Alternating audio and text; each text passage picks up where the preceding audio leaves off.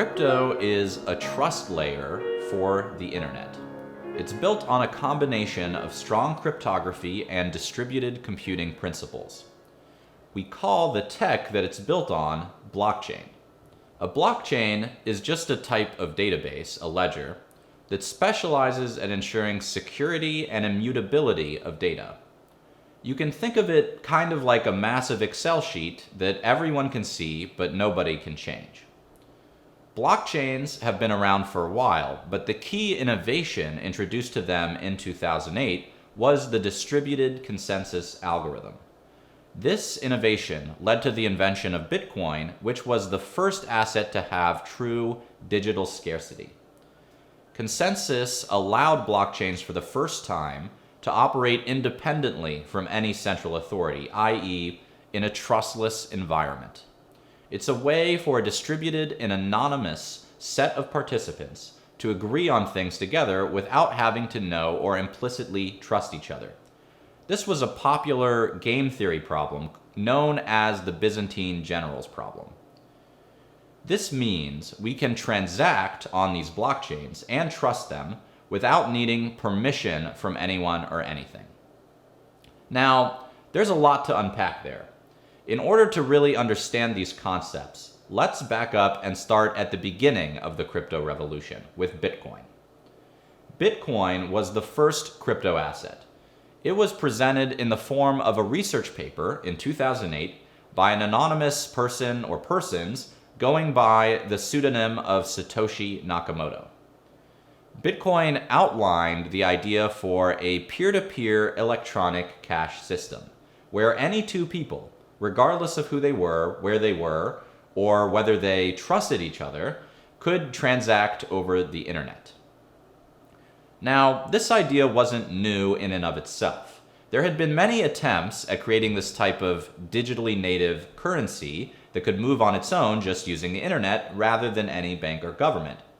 But the problem was in how to do it in a reliable and sustainable way. After all, you can't have a system for money blowing up or going down or being shut down willy-nilly. Nobody would want to use it.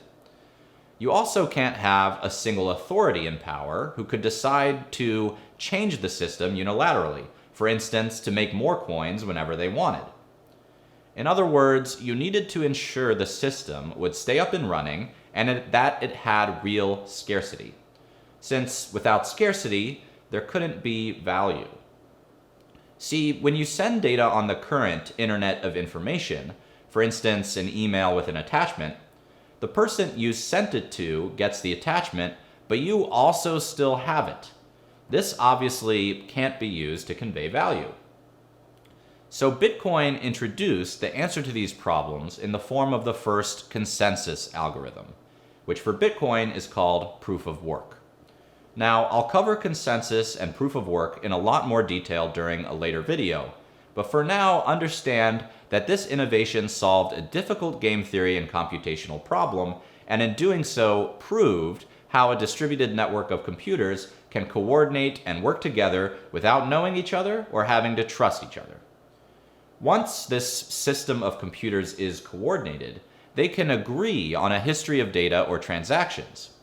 If they can agree on these transactions at all times, that means the network always knows who has what money, who sends money to whom, and how much money there is. This is what makes digital scarcity possible.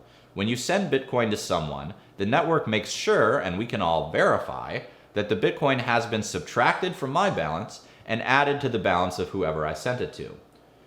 We can also, all of us, verify the total amount of Bitcoin and how much new Bitcoin is created. In other words, we can all verify the scarcity at will. So you can think of Bitcoin as simultaneously a crypto asset, that's lowercase b Bitcoin, and a payment network, often capital B Bitcoin. It's like dollars and Visa put together in one digital network.